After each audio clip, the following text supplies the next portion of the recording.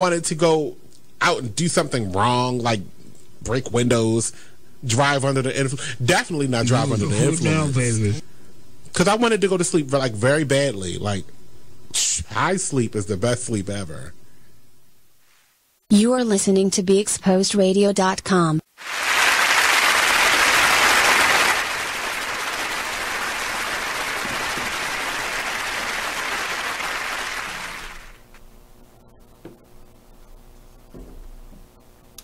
Is we on? All right, brother. That's what's up. All right, so what's up, everybody? Welcome to the Black Body Man Radio Show. I'm your host, Brother Mike. I want to thank everybody for tuning in. Before we go any further, let's welcome our guests. So we'll start with in front of me. Welcome Miss Samantha Dennis. How you doing, Miss Dennis? Pretty good. Pretty good? Pretty good. Welcome back. Thank you. Welcome back. And beside her, of course, my man, Mr. Jason Gomes. Hi, everybody. Jason, how you feeling, man? Pretty good. Pretty good? Yeah, pretty good. All right. And last but not least, the lovely Miss Janice. Greetings, How greetings. you doing, Miss Janice? Well, Pretty good? very well. Okay, that's what's up. How was everybody's weekend? Everybody had a good weekend, good week? Good week, good weekend. Okay. Anything uneventful? Anything uneventful? Nothing to talk about? We tried this weekend. Dry this weekend? Yeah. All right, well, let's talk about this show. All right, so for those who don't know, this is actually our last show for 2017.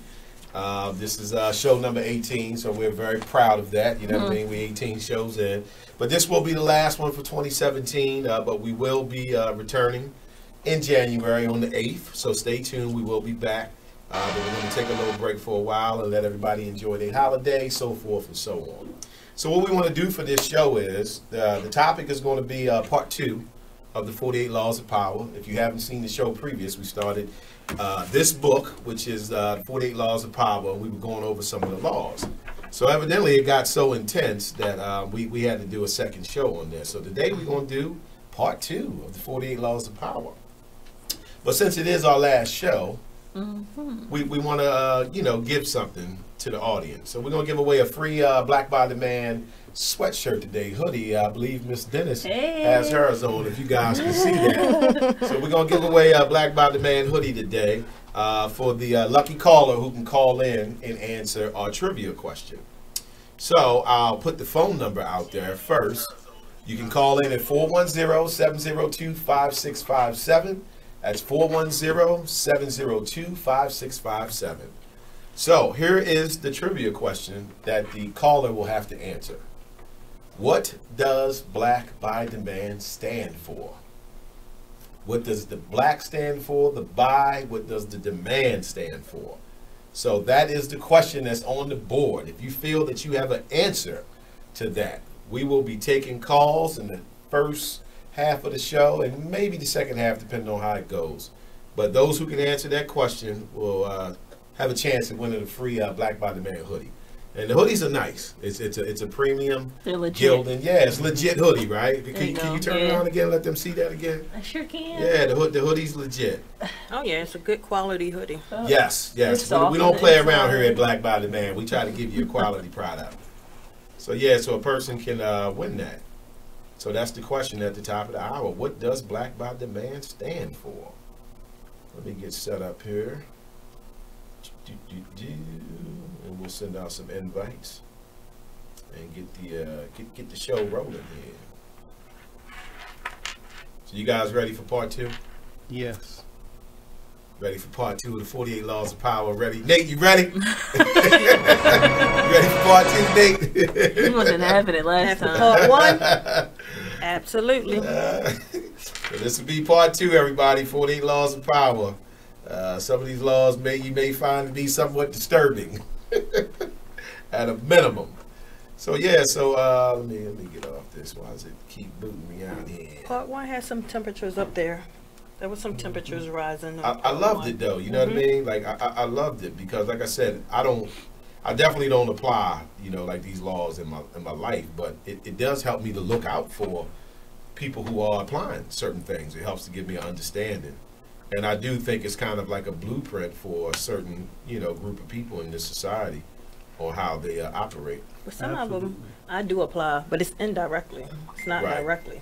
But Okay. as you're going over the laws, I mean, there are a few that are familiar to me. Okay. Mhm. So it wasn't completely foreign to you, huh? No. Okay. Why my video keep moving me out? What's up, video? We supposed to be friends, right? Got you. Let me pull this a little closer so everybody can hear me. So y'all can hear Brother Mike, as if my mouth ain't big enough, right? Seriously. All right, so just off the top, let's do a quick little recap of. We only went over a couple of the laws, right, on part one. We did more of explaining his preface and trying to give an understanding of how the laws actually work. So off the top, we covered laws 1 through 4. Law number 1 being never outshine the master. Does everybody remember what that was all about? Mm-hmm. Any comments about that law? Never outshine the master. Did we like that one? Not initially. Eventually. But it makes sense. Yes. Like if you have a long-term power goal. Right. Yeah. I think it does make sense. I think it definitely makes sense. All right, so number 2 was never put too much trust in friends. Learn how to use enemies. Oh, we had trouble with that. Yeah, that one threw me for a That one. I don't think I really like that one. Yeah, you we know, stuck because on that one a that's little that bit. old deception type thing. And I think a lot of these laws do deal with being deceptive. But like Nate was saying on the last show, I guess if it's being applied to a work situation, then maybe you might be able to use it a little bit more. And number 3, conceal your intentions. Now, I thought that one is one that you kind of have to apply sometimes. Like sometimes in life, you have to conceal your intentions. Right. And that doesn't necessarily mean that it's a bad thing. Like you Right. you might be working on a project you want to do yourself. You might just want to just get to a certain point before you tell people. So that one is good. I Okay. like that one. Mm-hmm. I'm trying to figure out why I keep getting booted out off here. All right, so number 4, always say less than necessary. I've been working on that one all week. Right? That's a tough one, right? That's a tough I one. tend to overshare, so I've been trying to like hold back on like what I say. Yes. Well, I like how in the book, I remember specifically that he did point out that this is unnatural, right? It's unnatural to want to, say less than necessary, especially if you feel that you have good news. You understand what I mean? wanna tell Yeah, everybody. you want to tell everybody. That's just human instinct. So yeah, that one definitely is going to require some practice. You know what I mean? So forth and so on.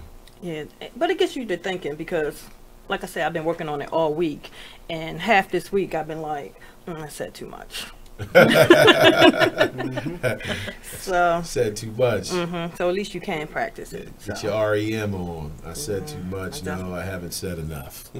No, it's more Y'all like I remember that said too song with much. REM? It's more on the side. Facebook ain't playing friendly with me today. Facebook keep booting me out. What's your problem, Facebook? Thought we was friends. Let me see here. So always say less than necessary. We was cool with. Yes. We was cool with that. Okay.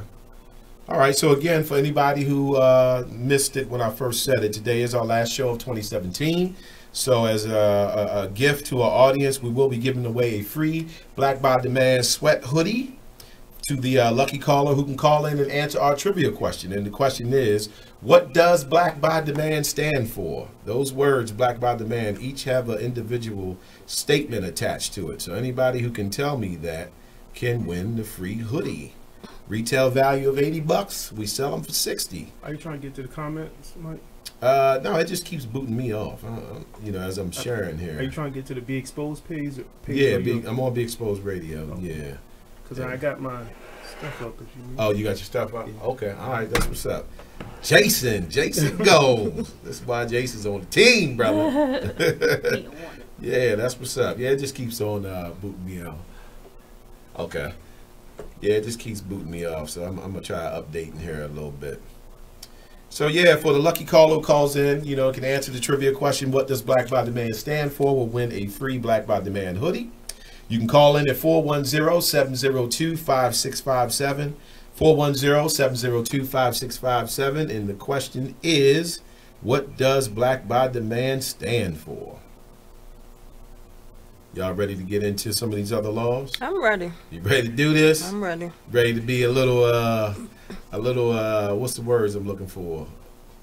A little challenged. Yeah, I'm not exactly a little challenged. ready for whatever you about to throw out there at us, but Well, let's get into it. I'm ready. So we picking up on number 5, right? Number 5. Let's get it.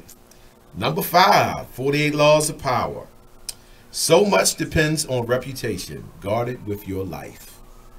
Reputation is the cornerstone of power. Through reputation alone, you can intimidate and win.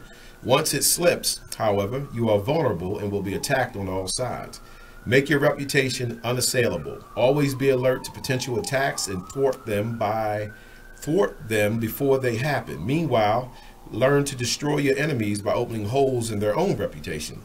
Then stand aside and let public opinions hang them. Talk to me. Reputation. Do y'all feel reputation is, he says so much depends on it. Guard it with your life. Reputation is huge. Everything. It's huge. It's huge. Yes. How do you know what your reputation is, though? You get what I mean? Like you can know what you try to give in perception to the public, but how do you know how it's being received? You get what I'm saying? Yeah, a lot of times, just by the respect that others show you. Okay. You can definitely tell, you know what I'm saying, by the respect that you're getting from others. So others will give you feedback on, how they feel about you, and that's only, concerning your reputation. Okay. The reputation to me is just a common sense law, because we all know that one without even having to read any power. Because look at the senator, right? You're a senator, you get accused of the sexual allegations, and now there's a lot of but that's a problem. So reputation, I mean, like I said, it's just a common sense law that if you have a bad, like if you borrow $100 from everybody and you never give it back, right, and you're known for that, and you ask me for 100.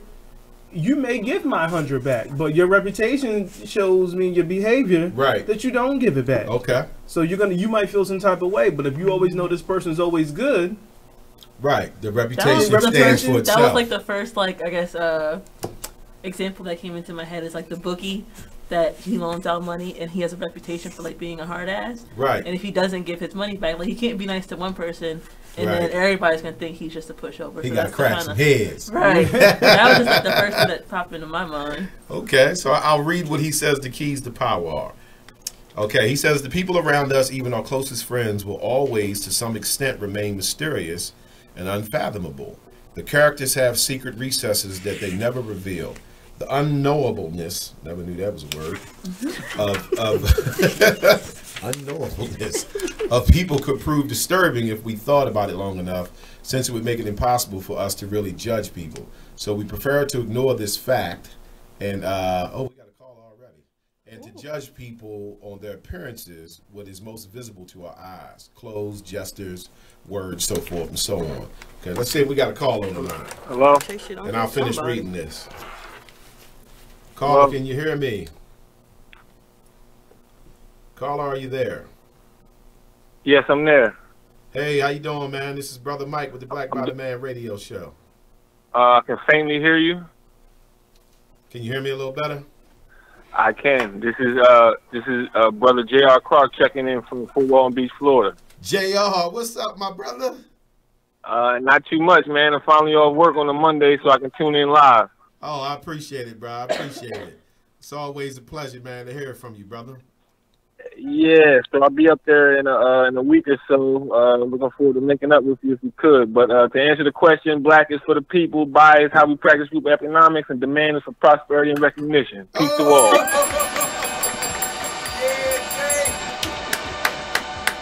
We got a winner already, brother. That's what I'm talking about. Oh, man. You made a brother feel good, man. So Jay, you guys make me feel good, man. I'm proud of you, Big Mike. You already know, man, how far we go back. Yes, no doubt. So Jay, I'm gonna type in the email here, right? So you can email me your address to send it to and your size. You breaking up again, Mike? I'm sorry. Can you hear me? Yeah, I can hear you now. All right, the email is blackbydemand, the number 4, the letter U, at Gmail. So you can email me your sweatshirt size. Okay, or how about this? We can do the rest of the correspondence on the chat, because you keep breaking up, and I don't know if it's me or you. So okay. Whatever, that's a small thing. I just wanted to call in support, main thing. But I've been studying you guys, man. I appreciate what you guys are doing, man. God bless everybody. Brother. That's what's up. So I'll put the information in on the chat so you can email me. I don't know if you heard that part. Okay. All right, we had a winner already. That's what I'm talking about. Somebody's paying attention. If y'all missed it, we can already give away a sweatshirt. Just like that. So Jay gonna get that sweatshirt. That's what's up. So that was so quick, man. I might offer another opportunity, Like, that's what's up, man. I appreciate that. J.R. Clark, everybody, just called in with the answer to the trivia question, what does Black by Demand stand for? Black is for the people, buy is how we practice group economics, and the demand is for prosperity and recognition, and the brother just called in and gave us that off the top. That's what's up. That's what's up. So we got a winner already of a BBD sweatshirt.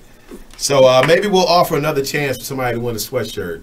We'll think of another trivia question on break, and maybe we'll give out 2 of them today. Okay. But right off the back, JR got it. That's what's up. Appreciate that. Game show on here. Yeah, right. Sweatshirts today. Giving out BBD sweatshirts. I got to make sure I text that into it. Let me know when you're giving us some cash. All right, so I'll keep on reading here. It says, he says, so we prefer to ignore this fact and to judge people on their appearances, what is most visible to our eyes.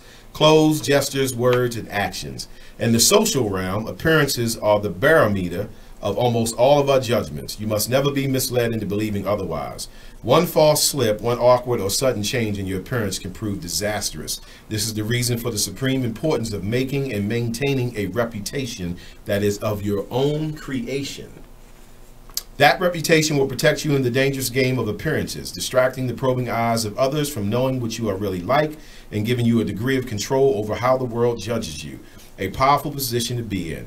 Reputation has a power like magic. With one stroke of its wand, it can double our strength. It can also send people scurrying away from you.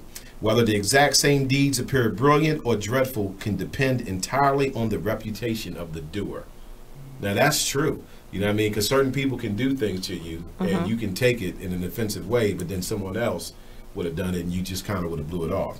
So he says reputation is a treasure to be carefully collected and hoarded, especially when you are first establishing it. You must protect it strictly, anticipating all attacks on it. Once it is solid, do not let yourself get angry or defensive at the slanderous comments of your enemies. That reveals insecurity, not confidence in your reputation. Take the high road instead and never appear desperate in your self-defense. Reputation depends on everything. What do y'all think on that? Yep. Thoughts? I think it's right. I'm with it. Finally, what we all agree on. We all agree on that? Let me text in here. And then we'll go over the next one here. Bear with me a second here, folks. We're at the Black by Demand radio show. Yeah, you definitely have to guard your reputation. You got to guard that with your life. You know, I never really thought too much about reputation until, like, you know, kind of reading over this book a little bit. Because, like, I don't even know what my reputation is. Like, I don't, you know what I mean? Like, I know who I am, but, like, I don't know how other people, like, look at me or perceive it or whatever. You know, I try to be an Honest Abe type cat, you know what I mean? And like, I try not to do things to people I don't want done to me. Right. I think a lot on my reputation. I think you have to have a good reputation. Right. I've had several people call me in the past, like, I just had to check this one thing with you because I heard such and such said, and I just had to check with you because it just didn't sound like you. Okay. So that's because of my what reputation. They heard wasn't fitting your reputation. Right. Okay. And, you know, 9 times out of 10, yeah, they're right. Yeah, right. So I think if anything in my reputation is probably a reputation of being brutally honest. Like, you know, I may need to learn to tone my honesty down, like we were saying on the last episode. I was going to say, didn't they say something like that? Yeah, because, you know, like, I probably have that reputation. I just tend to tell the truth. I save my lies for important shit. I tell everybody else the truth. Like, I ain't lying to you. Absolutely. Right? You know? Learned a long time ago to tell people what they want to hear. Yeah, so I got to learn to do that. You know what I mean? Because I just, I get stuck on stupid sometimes, I guess. Like, Some do I look funny in this? Yeah. I mean, no, you look all right. You get what I'm saying? Like, I got to learn that tactfulness. That I still got to, get to that level. Telling the truth is going to leave you in a group all by yourself. All by myself. They're going to be like, he too truthful. Don't nobody want to hear that mess. Everybody wants to hear what they want. Everybody won't be lied to. Yeah. They won't be butted up. And, you're the best. I always laugh. I'm sorry to cut you off. I always laugh when people say that. Like, I just want somebody to tell me the truth. It's like, no, you don't. No, you don't. No, you don't. Nope. No, you don't. You don't want that. You don't. Nobody wants the truth. Nobody wants the truth. There's very few people that can really deal with that. People can't even handle the truth. Right. They can't. They cannot. Yeah, and that is true. That is true. I definitely have observed that. Like, people really ain't interested in that. Or the classic, this will show. I don't care what people think about me. Oh, you don't, huh? Ooh, and that one's going to come up later, too. Yeah. Remember that statement you just said, because that will be coming up later on in the show. I don't even say that no more, because, that's a defense mechanism when you go, well, we'll save it, but people say that, but they don't believe that. Right.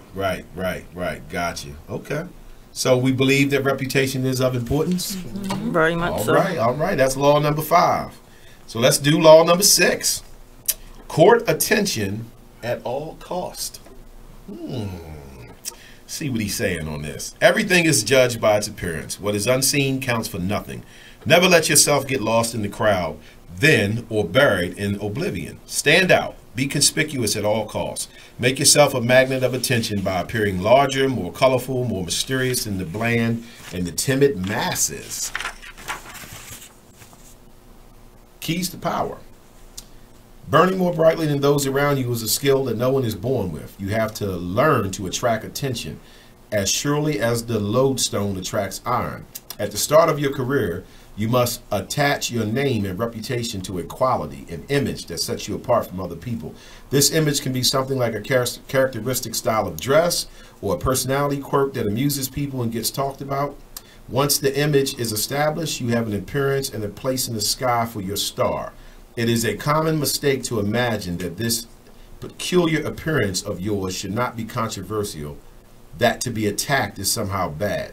Nothing could be further from the truth. To avoid being a flash in the pan and having your notoriety eclipsed by another, you must not discriminate between different types of attention. In the end, every kind will work in your favor. Court attention at all costs. I don't know how I feel about that. Yeah. I mean, what do y'all think? Do you think you should court attention? Always. Always? Yes. Okay, well, can you tell me a little bit about that? It's just, you're just going to remember me when I'm gone. Okay. This kind of goes back to, remember the thing with the interviews, they remember the first and the last person? Mm-hmm. Okay, so I guess that could fit in there. But Jason, what you think as a guy, man? You want to court attention? Now, I noticed they specifically said something about style of dress, and that happens to be what you mentioned a couple times. Well, situational, like, so if I'm in a dangerous neighborhood, I'm not going to court attention. You know what I mean? Okay. Yeah, you might not want that attention. Yeah, but if you're talking about like showing up somewhere, being dressed nicely, maybe greeting people properly, making everyone, like, I noticed that, like, let's say President Obama, his skill was that if he walked in this room, he's going to look all of us in our eyes and shake our hands and remember all of your names. So he's still courting attention because you can say, oh, he was a nice guy. Yeah, he was this and that. So I believe he is, but who knows what it is behind, closed doors. But I'm trying to say, like, that type of courting attention, but I'm not going to just be out, just look at me with green hair. Okay. But there's nothing wrong with green hair. I'm just saying I'm not going to, for anybody who got green hair. Anybody got green hair, you cool. You good. And even still, courting attention. You could be up for a promotion. There's 5 names with yours. Okay. A lot of times when you're picking who you're going to go with, half the time, if you're sitting there, you're going to be like, I don't know who that person is. I don't know who that person is. These 2 people I know. You're going to choose between somebody you know. Okay. So you have to court attention. Yes. Miss Dennis? I guess I'm trying to figure out, like, I guess it just depends on the kind of attention that you want to get and what you're putting out there, to get that attention, whether it be something respectable versus something. Well, you know, he is saying, let me read this to you again, right? He says it's a common mistake to imagine that this peculiar appearance of yours should not be controversial, that it is not to be attacked or viewed as being bad. He said nothing can be further from the truth. Get the attention even if it's bad attention. So they're saying like good or publicity is good either. Like I think that's what he's getting at, like some paparazzi type stuff. You know, publicity is good. Publicity rather they is catch you, you know, take a picture of you eating dinner or scuba diving butt naked, it's all going to bring you attention, right?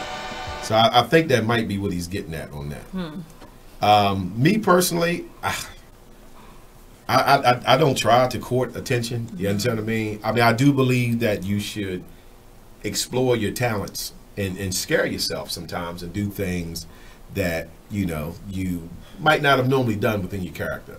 But as far as courting attention, I've kind of always been the opposite of that. I know that seems a little ironic being that I'm the host of the show, you know, but, you know, this is a show. You get what I'm saying? That is a direct contradiction from the 6th to the 5th law, if you go back one.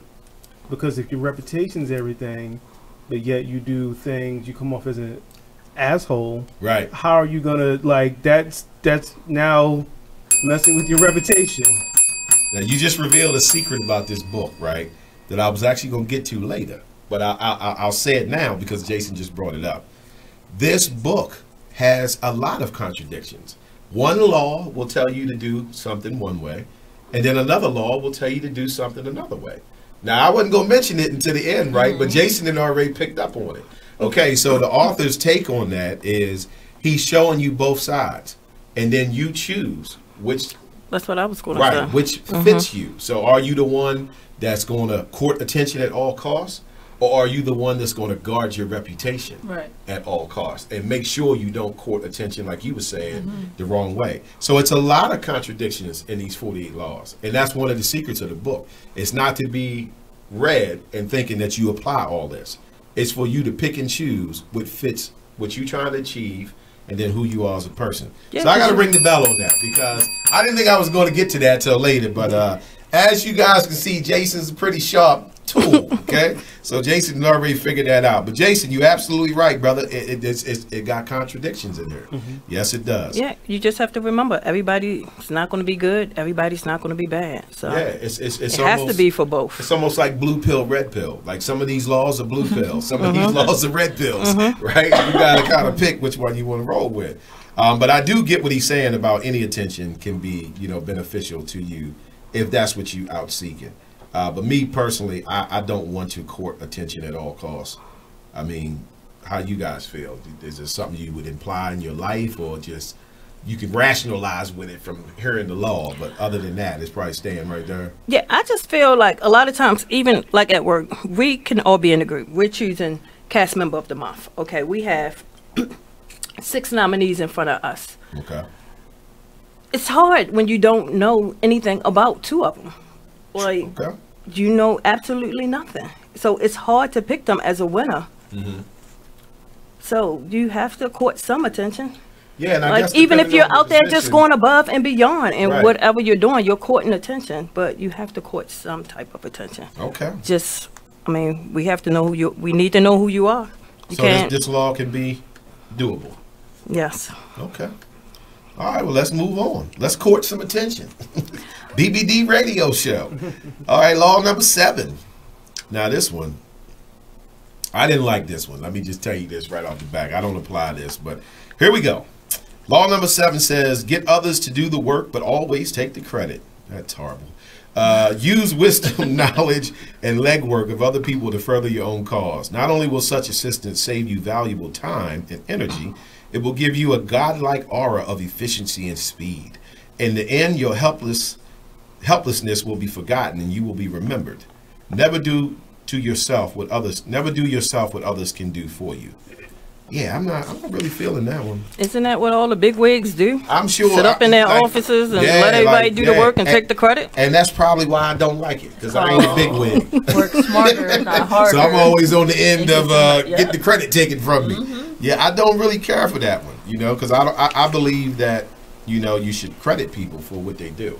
I think it empowers people and it makes them feel appreciated. So if if you're on my team and you do something and then we go win an award for what you did, I'm going to credit you for that. I'm not going to get up there knowing that, you know, Jason did all the work, right? And I'm just going to get up there and be like, oh man, I worked so hard on this, and I just want to thank God, and I want to thank my mom, and, you know, like, they get up there and thank everybody except the people. You know, Jason in the background looking like, now this dude know I did that and he didn't do that. I couldn't do that. I would have to say, I accept this award, thank you, but let me bring out the man who made this happen. You know, say that now, but I don't believe that. You don't believe that? Down to it, no, because I think it's just like a natural pecking order. Like if you're the head of a company and Jason is below you, Jason know he's not getting credit for whatever he did.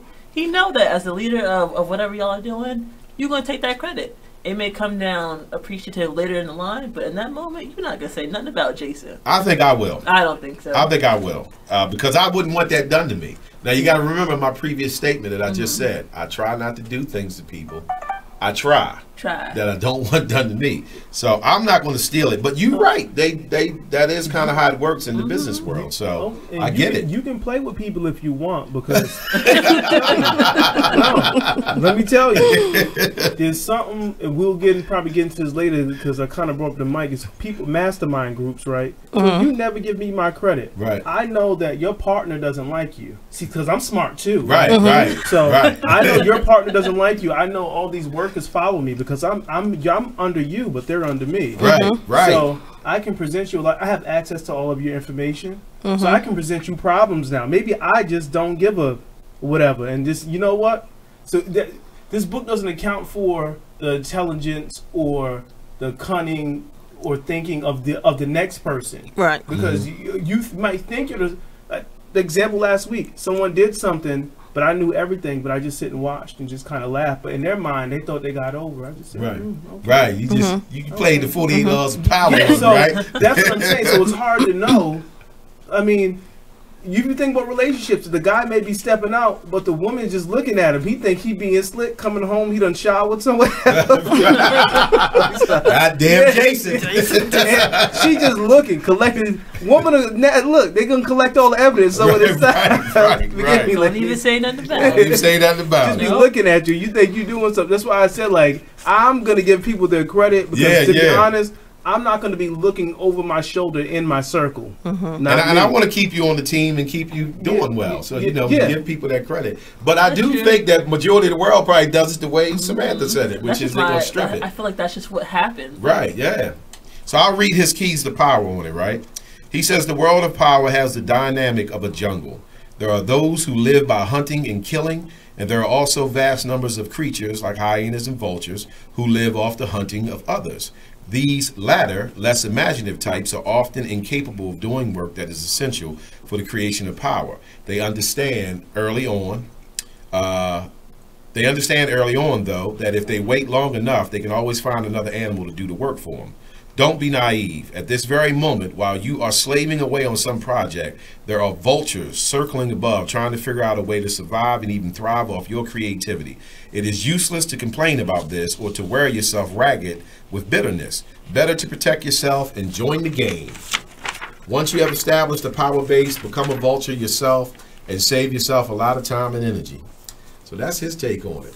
So that fits in with what you were saying, that this vulture mentality. But yeah, I probably would struggle with that one a little bit because I like empowering people. Like I like giving people their credit for what they did.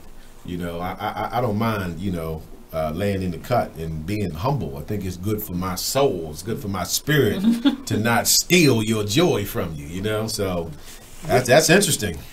This book doesn't take account for advances in technology. Because power used to be separate from.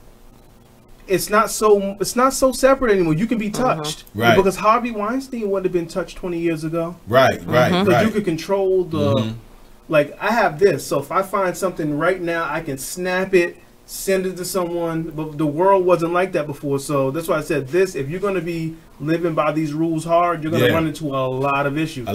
This book actually has to be tweaked for technology and how the world kind of present day. In present day, because this is that old.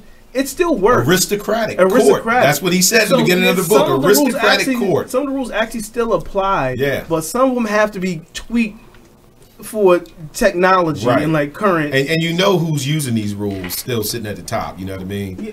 Yeah, but those days seem to become. Look at how they're dropping like flies. I hope so. But I hope the days is coming to an end. But they're dropping. They're still, because you can't do anything anymore. Right. You screw somebody.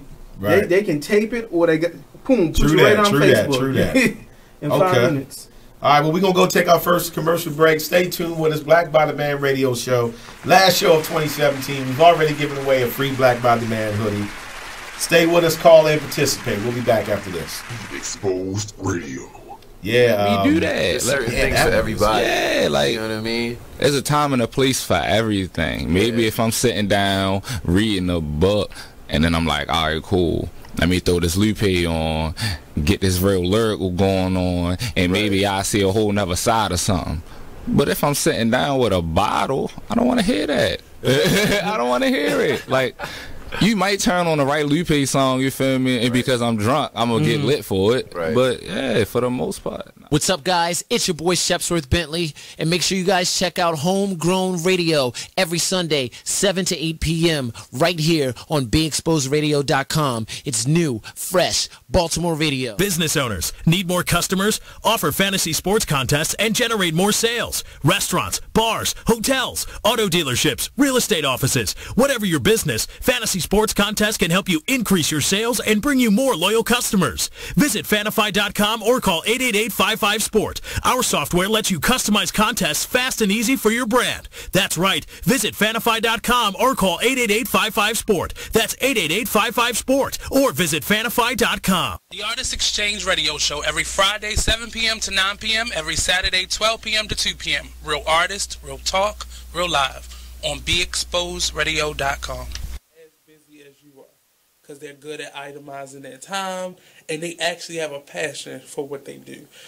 One of the biggest lessons that I learned, I get to say this on Weird, was finding people who are not only interested in doing what you need to get done, but people who have a passion for it. Because that will eliminate the idea of people just working for a paycheck. Right. Because when people sign up for a paycheck, we all had jobs where we slacked off, where we stole away in a little storage room. Fell asleep. Thank you. I saw a meme the other day that had Bart Simpson and the little boy with the glasses. I didn't watch the show, so don't be mad at me. Don't send me no daggum messages. The little boy with the glass, Millhouse, that was his name. He's showing him a cave, and it says, when you're asked to show around the new coworker, and it says, this is where I come to cry. Cool. You are listening to BeExposedRadio.com, the home of Talk Lately with Monty, every Tuesday at 7 p.m. Check out this flashback of the Artist Exchange Radio Show on BeExposedRadio.com. How did you know that this is what you wanted to do as far as being a singer or entertainer? It's always been in me. It's always been a part of who I am since a child. Since a child, I've always gotten karaoke boxes, and I've always learned this song and solos in school and all of those things. And I met my Reflections actually in high school, and we were singing and we were singing back then, choral music. Douglas High School. Yes, quack, come on through here. So 2 G's in a day pass. Okay, 2 G's in a bus pass, baby. It used to be, of course. It was destined. I feel like it was destined. My whole family sings. Everyone in my circle sings. It's like I just couldn't get away from it. I'm always gonna sing. Where did your personality come from? Are you always this crazy? Yes. Yes. That's crazy. Right? I woke up like this. Okay. And went to sleep like it too. The Artist Exchange Radio Show every Friday, 7 p.m. to 9 p.m. Every Saturday, 12 p.m. to 2 p.m. Real artist, real talk, real live on BeExposedRadio.com. You are listening to BeExposedRadio.com. Welcome back, everybody, to the Black by the Man radio show. I'm your host, Brother Mike. And we are going over part 2 of from the first show, 48 Laws of Power. And we've already given away a BBD sweatshirt today. So we're going to give you guys another trivia question on the second half of the show and give someone else a chance to call in and answer the trivia question. and win a free Black by Demand sweatshirt hoodie, because the first one went quick. Mr. J.R. Clark, again, congratulations. J.R. called in and answered the question of what does Black by Demand stand for. So at the top of the show, we had a winner. And that makes us feel good, real good, because our audience is interacting with us. Okay, so I want to read a couple of comments here. So Jared Johnson, what's up, Jared? How you doing, my brother? Jared says that this book tells you to throw your so-called morality away. Yes, it pretty much does, Jared. Especially if you're going to try to, use this in life. You definitely got to put some of your morality to the side. I'm not sure that I can personally do that, because I just got, certain rules I abide by. But it definitely does that, because it seems to be a lot of deception. Like I said, when I first started reading the book and learned about it, I felt like it was a blueprint on the way certain people operate. And, if you give it enough thought, you can figure out who them people are. But I digress. Well, maybe that's who the book was written for. Right. Oh, it definitely was. The first clue was when it says aristocratic court. Yeah. You know what I mean? And being a courtier. He's a courtier. All right, so let's move on to law number 8. Oh, God. All right, law number 8. Make other people come to you. Use bait if necessary. When you force the other person to act, you are the one in control. It is always better to make your opponent come to you. Abandoning his own plans in the process. I like to say process. Process? Yeah, because that's how the English people say it. You know how we say process? They be like process. Process. Okay, so I'm gonna say process. Lure him with fabulous gains, then attack. You hold the cards. So let me hit you with his keys to power. He says, in the realm of power, you must ask yourself, what is the point of chasing here and there, trying to solve problems and defeat my enemies if I never feel in control? Why am I always having to react to events instead of directing them? The answer is simple. Your ideal of power is wrong. You have mistaken aggressive action for effective action. And most often, the most effective action is to stay back, keep calm, and let others be frustrated by the traps you lay for them. Playing for the long-term power rather than the quick victory. Remember, the essence of power is the ability to keep the initiative, to get others to react to your moves, to keep your opponent and those around you on the defensive. When you make other people come to you, you suddenly become the one controlling the situation, and the one who has control has power.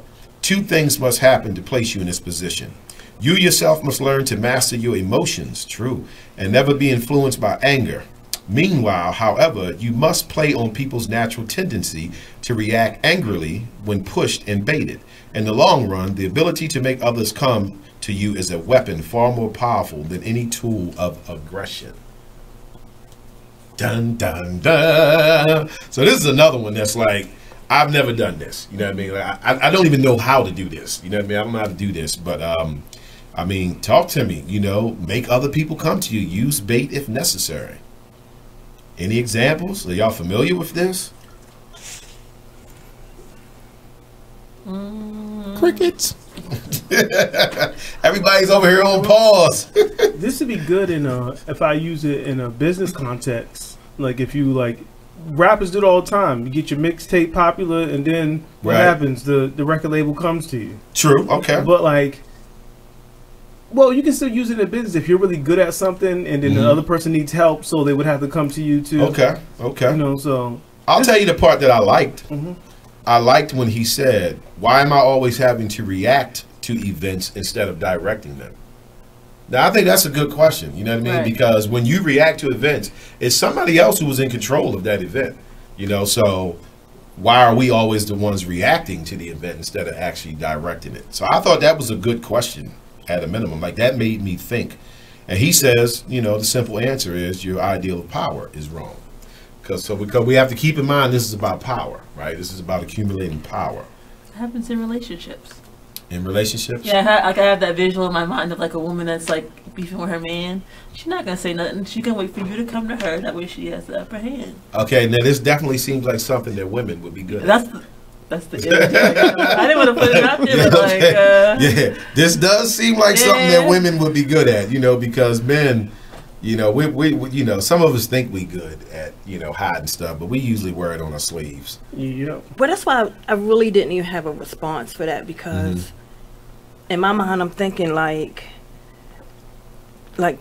people they already come to me. I don't know how to answer that. Yeah, that's what I said. They already come. I'm not when I say familiar make with people this come to you. It wasn't a thing of me making nobody come. It's just the way it is. Yeah, I've never even thought this way before. Like my thought process doesn't even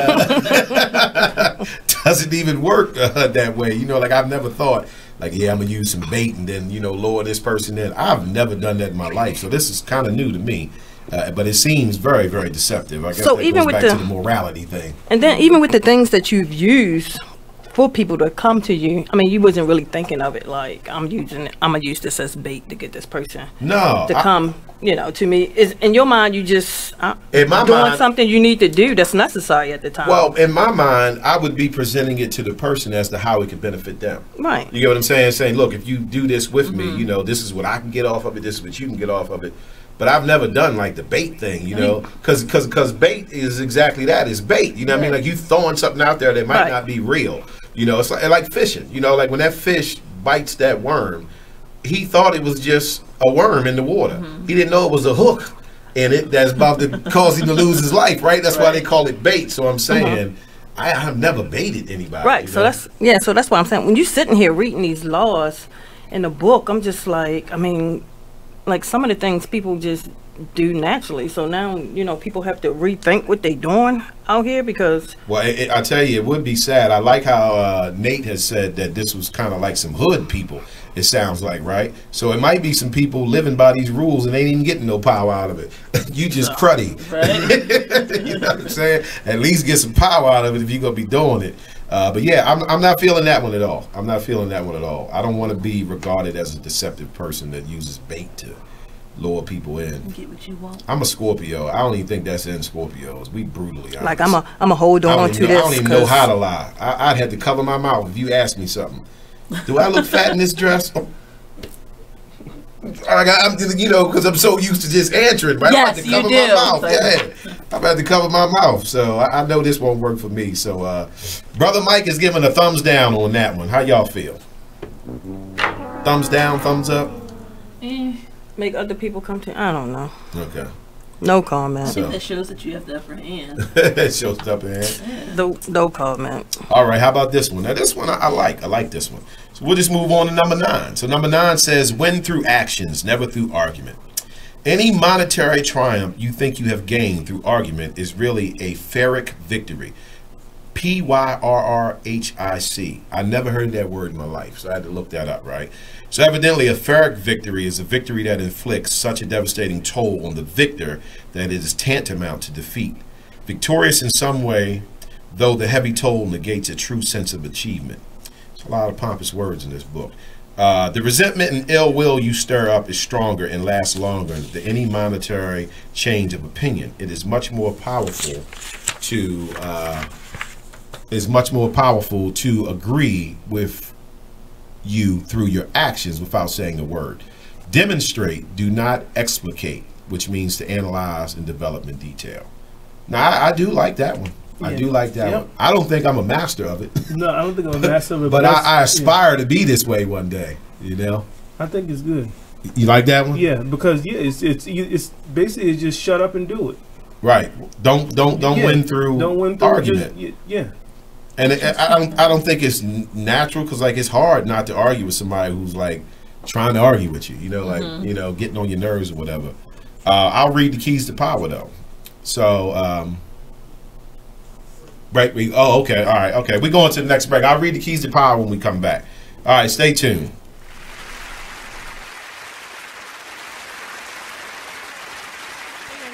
Check out what you missed on the one and only Be Inspired radio show. So, since we're talking about the book, can you give people a synopsis of what the book is and what's the name of the book again, and then what it's about?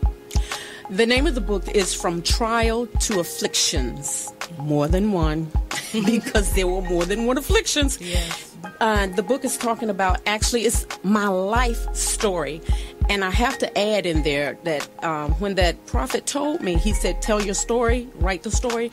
He said, and God said, tell your addiction Now, see, I'm not going to tell the addiction because you have to get the book to read it. But it was about deliverance. It was about all the,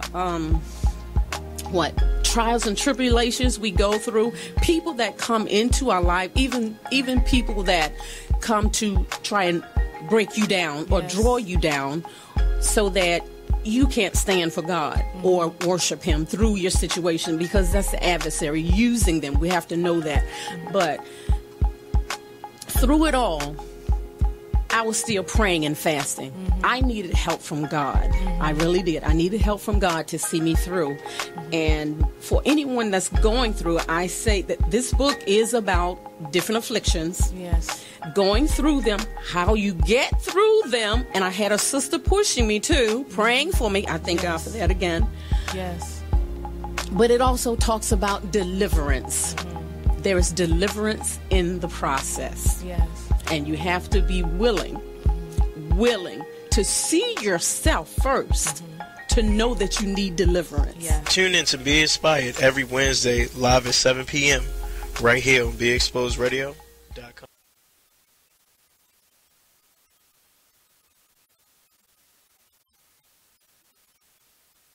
Check out what you missed on Be Exposed Radio. It doesn't say alleged anywhere in here. This is the wrong song to play in the this topic. They're saying 4 years ago, according to a $20 million lawsuit, the plaintiff, who was also not named, met Charlie Sheen in Las Vegas on April the 1st, 2011. The sleaze suit claimed that Sheen entered into a nefarious plot designed to lure plaintiffs into a luxurious hotel room to serve his I can't say that word. You are listening to BeExposedRadio.com. Just a bit outside radio show. There is one glaring stat.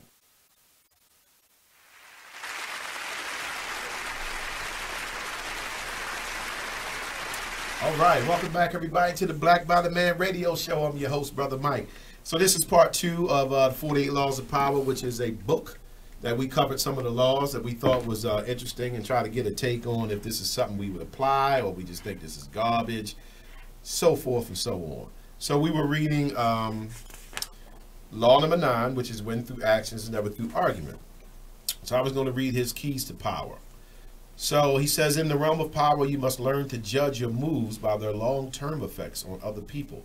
The problem in trying to prove a point or gain a victory through argument is that in the end, you can never be certain how it affects other people that you are arguing with. They may appear to agree with you politely, but inside they may resent you, or perhaps something you said inadvertently even offended them. Words have that insidious ability to be interpreted according to the other person's mood and insecurities. Even the best argument has no solid foundation, for we have all come to distrust the slippery nature of words. And days after agreeing with someone, we often revert to our old opinion out of sheer habit. Understand this. Words are a dime a dozen. Everyone knows that in the heat of an argument, we will say anything to support our case. We will quote the Bible. We will refer to unverifiable statistics.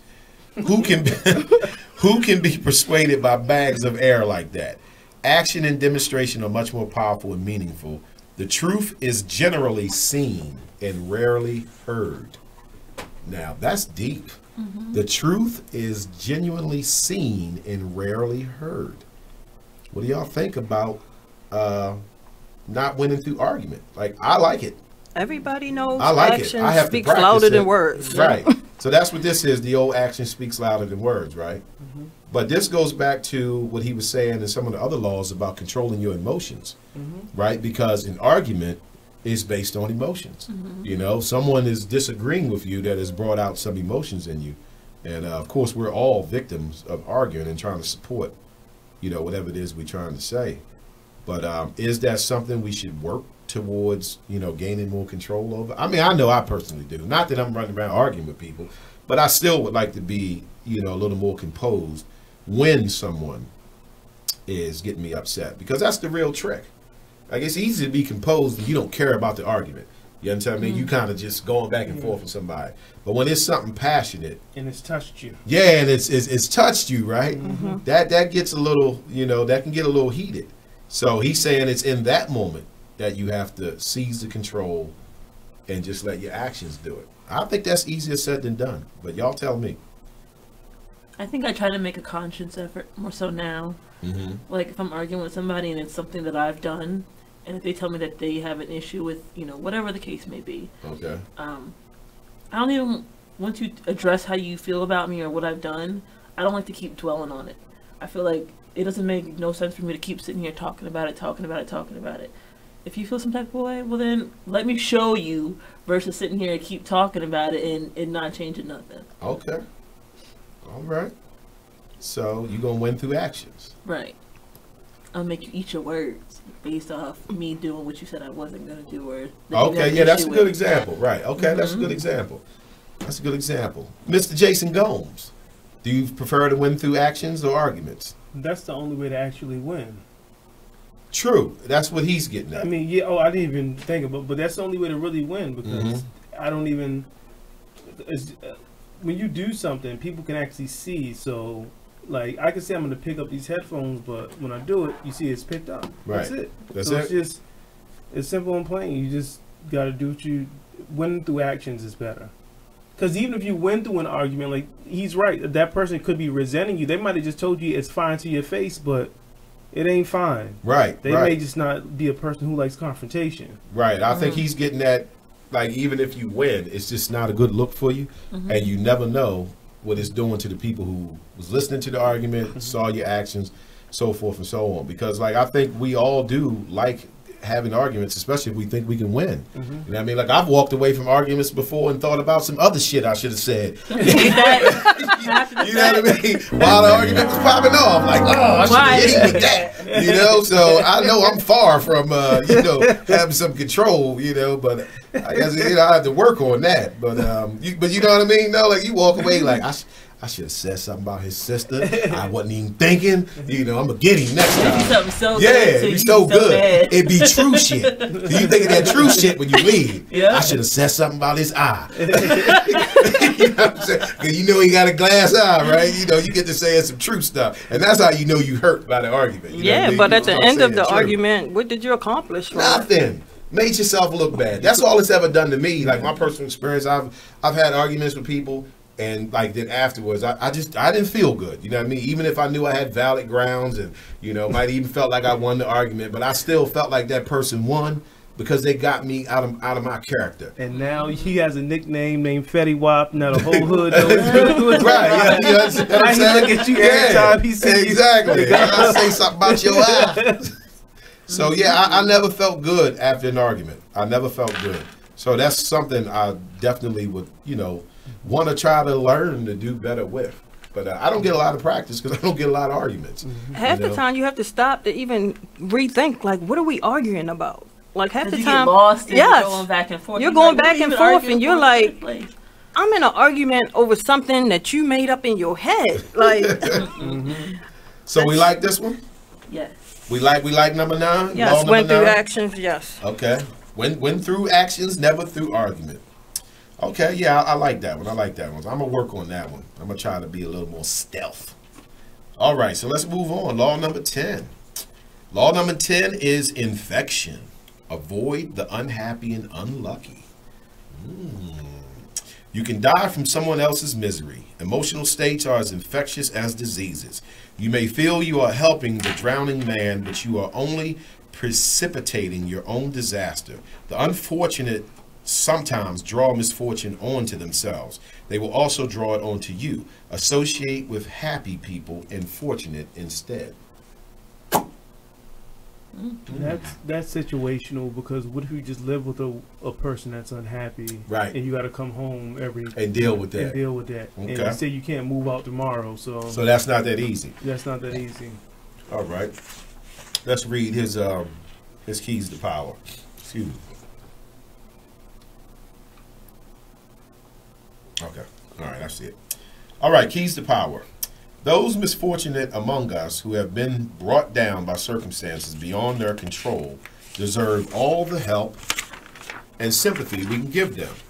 But there are others who are not born to misfortune or unhappiness, but who draw it upon themselves by their destructive actions and unsettling effects on others. It would be a great thing if we could raise them up, change their patterns, but more often than not, it is their patterns that end up getting inside and changing us. The reason is simple. Humans are extremely susceptible to moods, emotions, and even the ways of thinking of those with whom they spend their time. The incurably unhappy and unstable have a particularly strong infecting power because their characters and emotions are so intense. They often present themselves as victims, making it difficult at first to see their miseries as self-inflicted. Before you realize the real nature of their problems, you have been infected by them. So he says, understand this. In the game of power, the people you associate with are critical. The risk of associating with affectors is that you will waste valuable time and energy trying to free yourself. Through a kind of guilt by association, you will also suffer in the eyes of others. Never underestimate the dangers of infection. Everybody know infectious people? Yes. So, do y'all think you think he has some merit in this? Yes. I think so too. I mean, it sounds harsh, you know what I mean, but there are people who tend to draw, destructive things into their life through their actions, right? And I try to stay clear of them people if I think that that's how they get down. There are a lot of people that are reckless. Right. I think we have them in families. You know what I mean? Like everybody got family members where when the family's going to do something, somebody says, "Is Uncle Louie coming?" Because if he's coming, I'm not going. You get what I'm saying? Yeah. So that's an infectious person. You get what I'm saying? Where people are already concerned about this person showing up because of the vibe that they have with them. Not even that. If you know a person live a reckless lifestyle, you put yourself in that situation. Just like if a person, oh, can you give me a ride down such and such? Like, you're not going? Like, no. Where's that, first of all? Like, no. So you have to be careful of putting yourself in situations because you have to be careful of reckless people. Some people are just always down. Like, I know everybody approaches things differently, but like with me, I'm not going to burden your day with what's going on with me. So I could be having the worst day ever, but you run into me like, "Hey, Mike, how you doing?" "Oh, I'm good, bro. I'm good. Maintaining. I'm chilling." I'm not going to be like, "Oh man, I woke up this morning, they took my car. I got suspended from a job yesterday. My dog got testicular cancer." You know what I'm saying? Like, some people do that. You know what I mean? Some people do that. Like, I've had that happen before. You're not going to a party with somebody who get arrested at every party they go to. Right. Like, you're not going. So what about like Jason was saying, when it's like a close family member or like your best friend and you just have never had the strength to say, "Listen, some of that stuff that happens with you, I think you're drawing it in." You know what I mean? By, your behavior. How do you deal with that? You have to tell them. If they continue to do it, then you just have to cut your ties with them. If it's going to bring recklessness to your life. Well, that's true. Well, he was saying sometimes you don't even know you've been affected. Right. Sometimes you don't know you've been affected, and you getting up every day with the same moods and attitudes just like that person. But eventually, I mean, it has to come to you like, why am I so moody every day? Like, why I have this bad attitude? Like, there's nothing wrong with me. You gotta cut those people out your life. You do. Right. It's not gonna do nothing for you. That's one thing. Easier said than done, though, right? It's one thing if somebody has an unfortunate situation. Right. That's what he was saying. Those people deserve like help. That's different. It's unfortunate. But he's talking about the ones who got that. Bring it on themselves every single day. Like I can give you an example off the top of my head. Maybe you guys can relate to this. Do you know anybody that, like, every time you go out to eat with them, they always got a problem with the food? Something's always wrong. To a point where you don't even be wanting to go with that person. You get what I'm saying? Because you like, I'm not going to eat with them. Wow. Because, man, he got a problem with the food. Every time we got to talk to the manager, either food's going to get sent back. Like, I ain't seen him, accept the meal for what it was yet. So that's what kind of, like, comes to my mind. You know what I mean? And that person can become infectious because once he get to complaining, the next thing you know, the person beside him like, "Well, I don't think my rice is cooked either." Like, right, exactly. Here we go. Right. And now, at one point, the whole table sending that food back. Right? Yes. So that's just kind of what pops in my head. I've been around people like that before, where they just never satisfied with That's the a good food that's example. brought to And them. I can't eat with them because your chicken gonna come back real tender because that chef I'm trying gonna to put tell his you. boot I'm trying to tell you. I right do up not on send it. no food back. I just tell them I don't want it. They be like, you want us to remake it? No, I'm good. I'll just have a beer. I'm straight. But I've seen documentary with chefs, and they do not like when that food comes back. They look at it like, how dare you? I went to Cordon Bleu. You're just a customer. You don't even know what it's supposed to taste like. They get offended, you know. So if I send it back, you can keep it. I'll just order something else. Just give me the cookies. I'll just eat the cookies, right? Some people just have bad so how we luck. feel about this? Avoid the unhappy and unlucky. I think Now, like I said, keep in mind that he's not saying that the people who are like this through misfortune, Right. no control, right? These are people who we feel that bring that into their life. Sometimes you just gotta love people from a distance, especially when it's somebody that you're close to. Right. I could have so much love for you, but if you constantly like just have a negative attitude and you have that negative energy, I love you, but I'm not gonna associate the way I would with somebody that, you know, is I guess not doing better in life, but like has a better attitude and outlook. Well, isn't that kind of doing better in life, though? Yeah. You get what I mean? I don't want to say doing better. Yeah, right. You don't want to make it materialistic, right? Right. But to me, like mentally, that is doing better Right. because mental health. You know, 2018 Black Bottom Man Radio Show. We were doing mental health. Yeah, that is a way of doing better. Yeah. You know what I'm saying? And it's just some people that are just unhappy in their life and just gotta been love unhappy for 20 years and might be unhappy another 20, and you just don't want that around you. So I'm going to shake this up a little bit, right? Because it's the last show. So, ladies, do y'all feel that as like women, that y'all might deal with this with other women more than men do? Now, let me tell you why I say that. Because, okay, 30 seconds. So I'll pose this and then we'll get to it when we come back in. But like I've heard people say before that some women find it very difficult to be happy for other women if they're not happy. We're going to leave it right there. We'll be back. Black Bottom Man Radio Show. I want to see what they think about this. Stay tuned. We'll be back. Samantha can have that 1 second.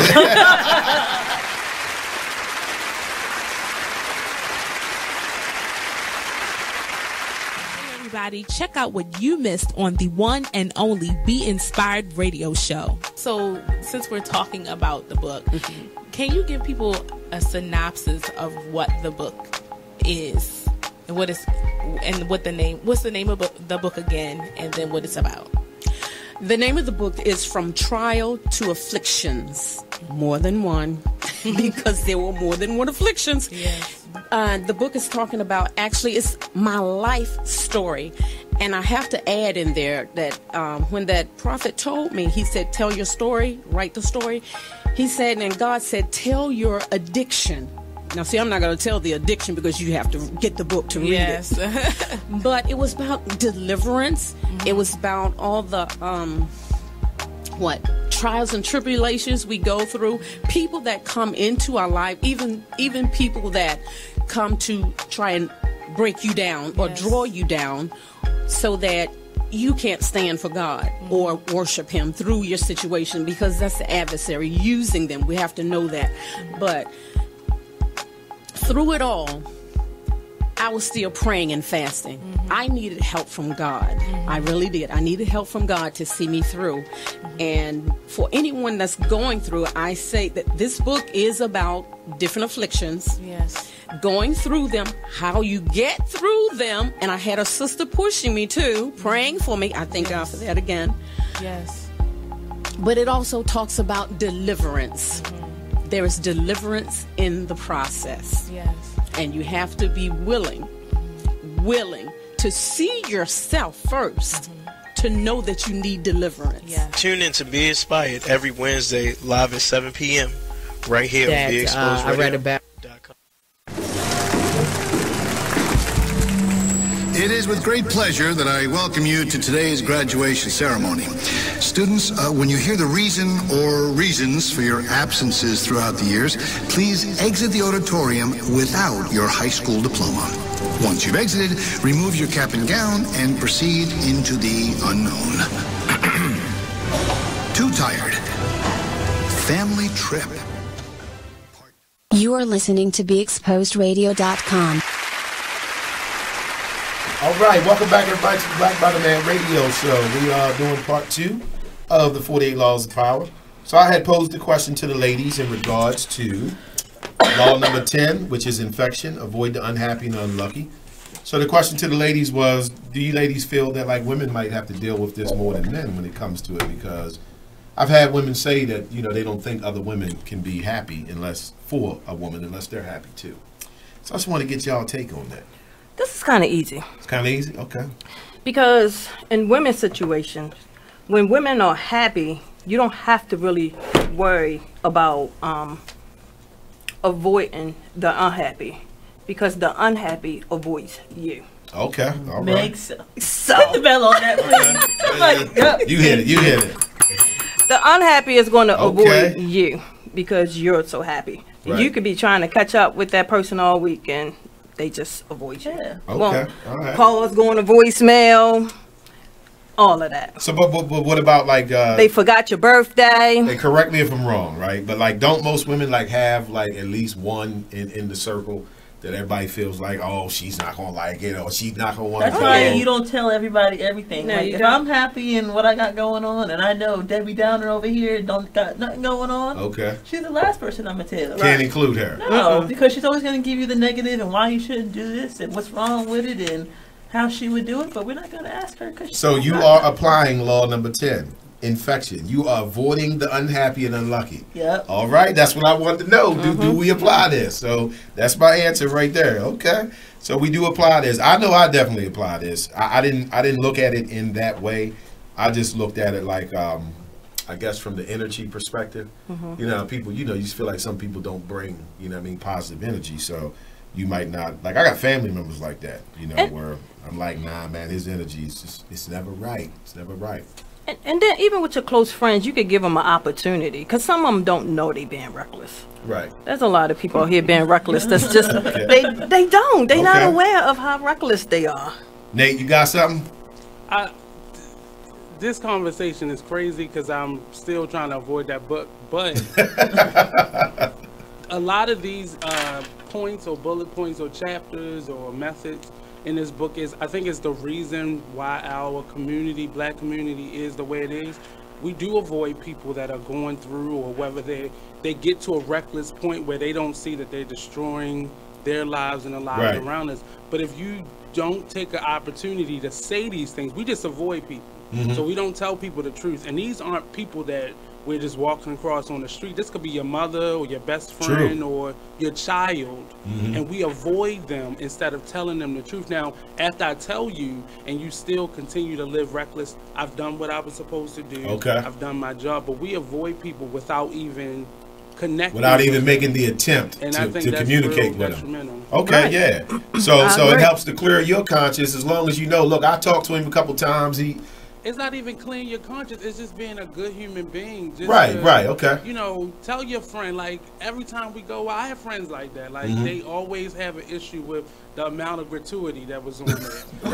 If you look at the bottom of the menu, you would have seen that after 4 people, they add on 20%. Or after 11 p.m., they add on 15%.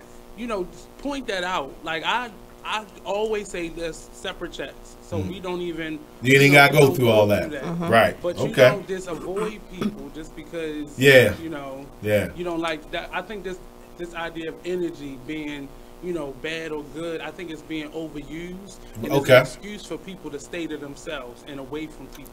They use it as an excuse. Right. Okay. All right. Yeah, I definitely see your point on that. Yeah. Okay. I like that, Brother Nate. That's what I'm talking about. Okay, so how do we feel overall about this? I think Nate made valid points. You know, that some people, somebody's got to still reach out to these unhappy, you know, people. All of us can't take the route of, I just avoid them, right? You know, like somebody got to take on that, you know, like he said, as a human, and saying, well, I'm trying to relate to them and school them on a few things. You give them an opportunity to try to change. Okay, all right, that's what's up. So that is law, what was that, law 10? Yeah, that was law number 10. Okay, so we got through the first 10. Now, what I did after this was I just hand selected some other laws, because it's 48 laws, you know. So we went through the first 10, but I picked a few so that way we can see some of the ones that are in the 20s and the 30s and the 40s, right? So we're going to bump to law number 16. So law number 16 says, use absence to increase respect and honor. Too much circulation makes the price go down. The more you are seen and heard from, the more common you appear. If you are already established in a group, temporary withdrawal from it will make you more talked about and even more admired. You must learn when to leave. Create value through security. Okay, that's interesting. Keys to power. Everything in the world depends on absence or presence. A strong presence will draw power and attention to you. You shine more brightly than those around you. But a point is inevitably reached where too much presence creates the opposite effect. The more you are seen and heard from, the more your value degrades. You become a habit. No matter how hard you try to be different, subtly, without you knowing why, people respect you less and less. At the right moment, you must learn to withdraw yourself before they unconsciously push you away. It is a game of hide and seek. Now, this might sound corny, right? But when I read this law, I thought about Jay-Z, because Jay-Z bowed out at the top of his game. I'm sure he was applying this law. Now, the reason why I say I'm sure is because he came back. You understand what I'm saying? Like 5 times. Right, exactly. So he, you know, and when you look at, you know, who he is as a businessman, I'm sure he knows about that law. So what do you guys think about that? Have you ever did that? Can you think of situations where someone else might have done that? Saying appearing on the scene too much it makes you normal. And you were with Jordans. With Jordans? Like they re-released it. They only put a limited number amount. Oh yeah. And then they're building supply and demand on that. Right, but it gets you the same example of not everybody has it. It only comes up every now and again, but they're wanted because they're very limited. Okay, now I want to play the devil's advocate here, right? Because that's a product. Okay, so I want to hear it from the human side, you know, a human bowing out. But before you guys answer, we're gonna take another commercial break, and you guys can let me know if you know of any examples of this. So stay tuned. We'll be back. Black Bottom Man Radio Show.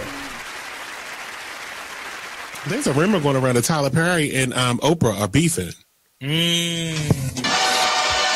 Well, let me tell you about this. Tyler, okay, told Oprah, bitch, if you don't have my money, we're going to have a problem. Ooh. Oprah said, what is the problem? Ooh. You said if I don't have your money, there was going to be a problem. So Oprah is standing her ground like, bitch, I'm in charge.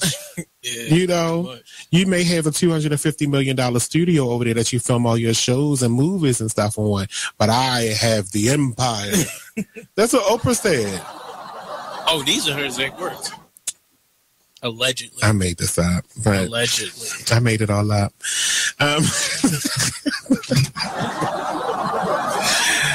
But there was a rumor that they were beefing. But Tyler confirms that they don't have any issues. So it says it was recently reported on the rumors that was swirling that the twosome were on the outs over constructive criticism of a Perry show. Well, I got some constructive criticism, and we can be on the outs, Tyler, and I don't give a damn, because I'm going to make a promo out of this anyway and share it to your page. I need the scenes on have and have-nots to be like 5% shorter, each one. I want you to watch an episode of The Young and the Restless, because this is supposed to be a soap opera. No one's dialogue on The Young and the Restless is like this. You are listening to BeExposedRadio.com.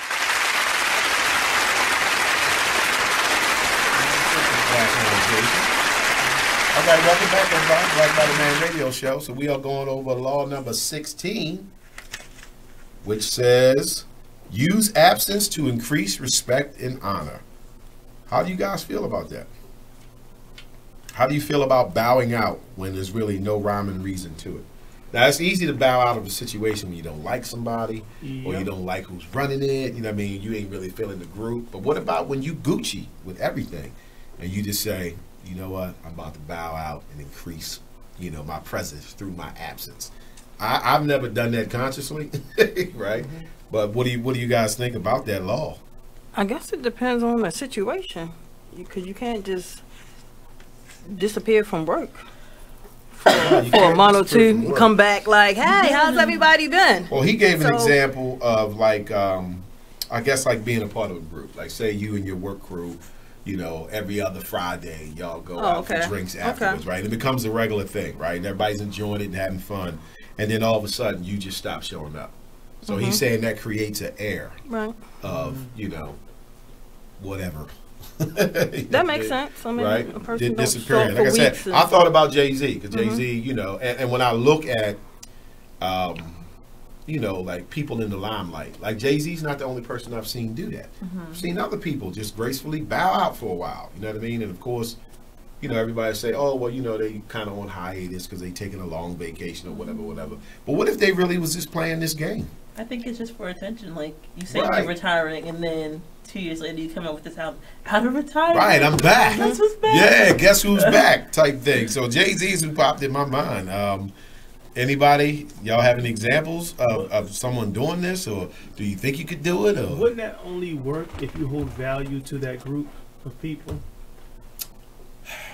I guess either you hold value to that group, or at least somebody in that group. Yeah, you get what I'm saying? You want somebody to realize that you're going. Yeah, because what happens if you bow out and they never even notice it? Like, thank God. We 7 weeks later. It has to be a big deal for you to say that you're bowing out. It has to be like, oh my God, he said he's retiring. And then when he comes back, oh my God, he's back out of retirement. It has to be like on both ends. Well, I think with Jay-Z, he definitely said it, right? But I think with this, say for instance, like with the group we talking about, right? I think he's saying don't even say nothing. Just stop showing up. Well, I've been in situations. And then make them come to you like, hey, Janice, you haven't been in the past 2 Fridays. Yeah, you okay? Everything okay? I've been in situations where a person, come back after being gone for a while and be like, did everybody miss me? And be like, I didn't even know you were gone. Right. See, if you have to ask that question, right? Nobody probably missed you. Okay. I kind of like it. I've never consciously done it, but I see how that could promote a certain air of mystery. Like what's going on with that person. You know what I mean? Everybody want to, start speculating. And I've watched it happen too, because I've been on vacation. I'll go on vacation sometimes and be gone like 2 weeks, and I'll come back and yes, folks would be like, "Oh my gosh, I'm so happy you're back. Like, where you been?" So, I mean, I guess. Yeah, like I said, can understand it a little bit. I don't have a consciousness of doing it, but I like it. I see how it could work. What about you, Jason? So I guess I must be important. I think it definitely works, but it only works if you hold value in the group, meaning someone cares about you or that you bring you fun. But if you just, again, kind of goes back to his law being important. I see it. I'm in and out with his contradiction. Definitely it goes back to get attention at all costs a little bit. So like if you don't stand out or people in the group don't value you, then it really doesn't matter. So it don't. So yeah, he says the more you are seen and heard from, your value degrades. I guess because you're not rare. You know what I mean? Like you're not rare. You there all the time, right? Yeah, you ain't that precious gem. All right, I do like that one though. I don't know if I would ever apply it, but I like it. Okay, well let's keep it moving. Law number 19: know who you are dealing with. Do not offend the wrong person. Now that's good. He says there are many different kinds of people in the world, and you can never assume that everyone will reach your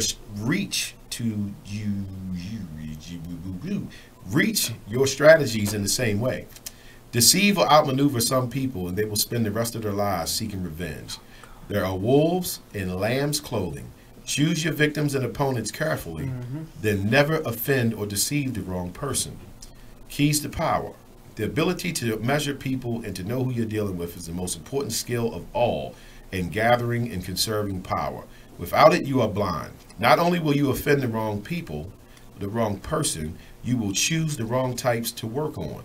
and you will think that you are flattering people when you are actually insulting them. Before embarking on any move, take the measure of your mark or potential opponent. Otherwise, you will waste time and make mistakes. Study people's weakness, the kinks in their armor, the areas of both pride and insecurity. Know their ins and outs before you even decide whether or not to deal with them. Now, that's good. That's real good. Because you do have to know who you're dealing with. That's what I was saying earlier. When you just think you're going to be crossing people, I said, go ahead and try. Right. Yeah, you're right. Give them credit. You're right. You did say that. Because they just going to be looking at you like. Right. And he said some people, they'll spend the rest of their life seeking revenge on you. Oh, my God. Definitely don't offend the wrong person. Don't offend the wrong person. Oh, my gosh. So how do you prevent that? He says you got to know the ins and outs before you decide who you're going to deal with. So you got to learn about them. You know what I mean? Before you just jump up and think you're going to do anything or say anything. Got an example. Mm-hmm. These children today are lost, right? Because they text.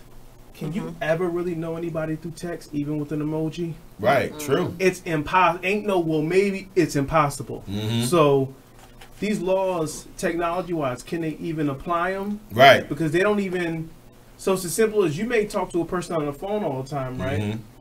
And you may not even like them over the phone, but when you get in person with them, you're like, oh, they're all right, they're pretty cool. Or okay, I didn't know this person did this, because you have to spend quality time with the person, even if that's just taking them out for a drink or a dinner to get to know them and get them to open up. Right. Even phone conversation, text, you'll never really know what you're really dealing with. True. So, true. Yeah, you definitely got to know who you're dealing with. I mean, I've had situations like that before.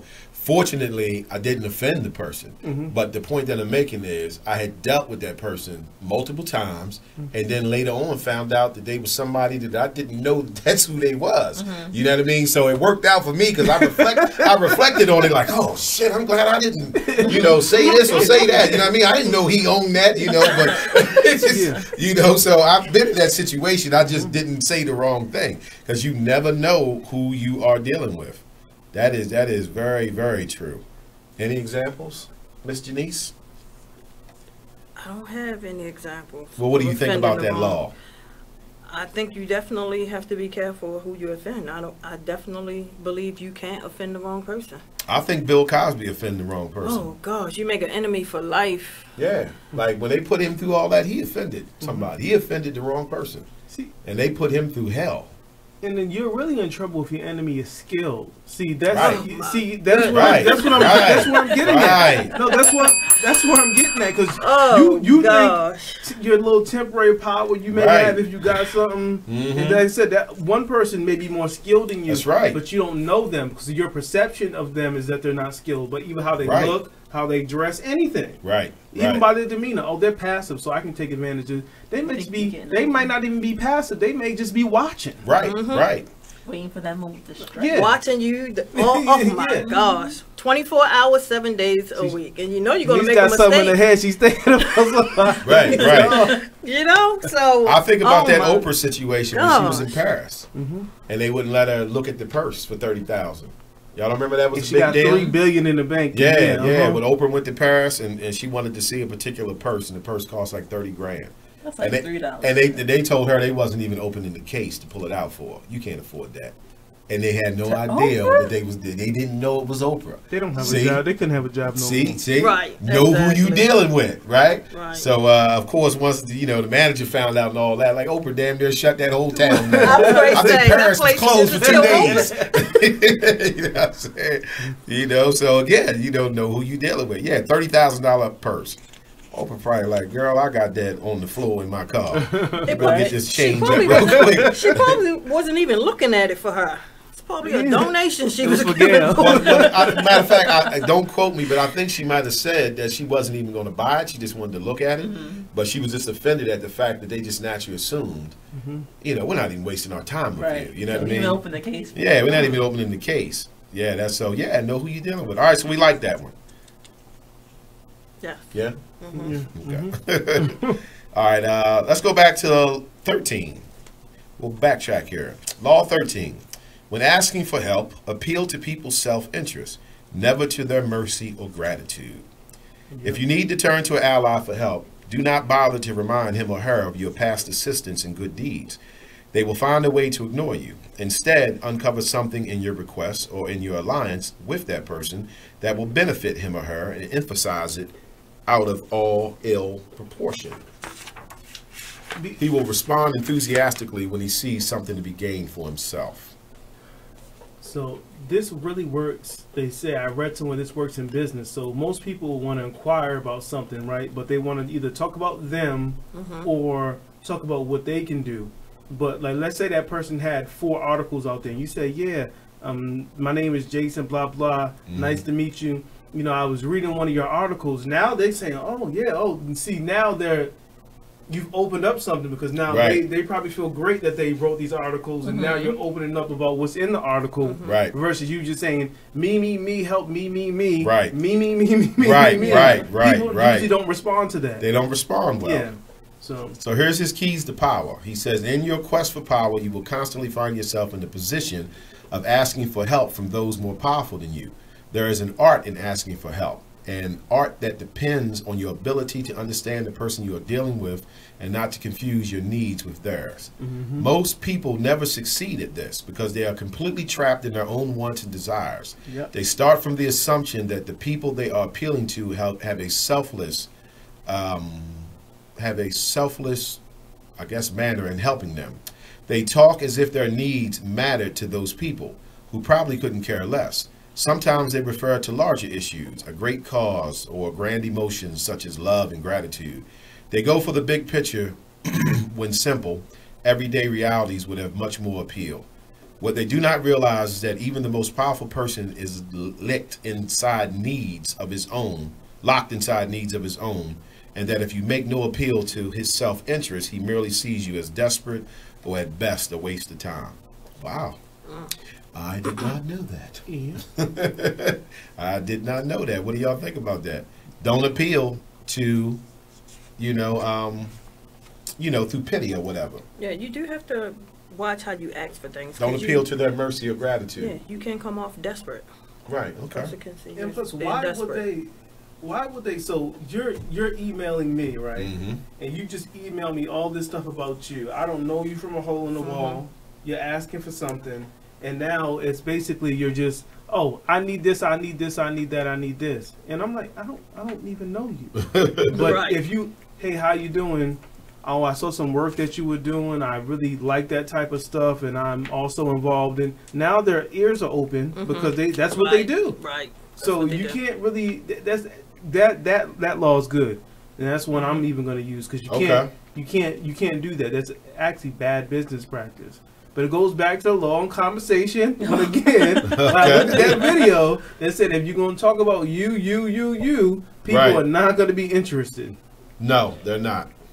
Like when you're famous, you can talk about you, because that's already been established. But even if they're asking for something, it's usually you got to show the other party how they can benefit also. True. Yeah. Because other than that, why are they doing it? So they can go their way and do all this for you, and they just gonna be sitting back. You always gotta appeal to what will benefit me as well as what you're asking me to do. I'm not just gonna take time out of my day to help you out if it's not gonna in some way benefit what I have going on. Absolutely. 9 times out of 10, that's the first question people ask is, like, what's in it for me? I had somebody ask me to switch shifts at work, and she was like, when she walked into me, I knew she was gonna ask me something. She's like, can I ask you? I said no, but it's gonna help you out too. Also, then now you have my ear because I want to hear what you're gonna offer me that's gonna benefit me. Right. Okay. Yeah, that was interesting. Again, it's nothing I ever applied before in my life, but I think it's knowledge. That's a really good law, though. Yeah, you like that, huh? Okay.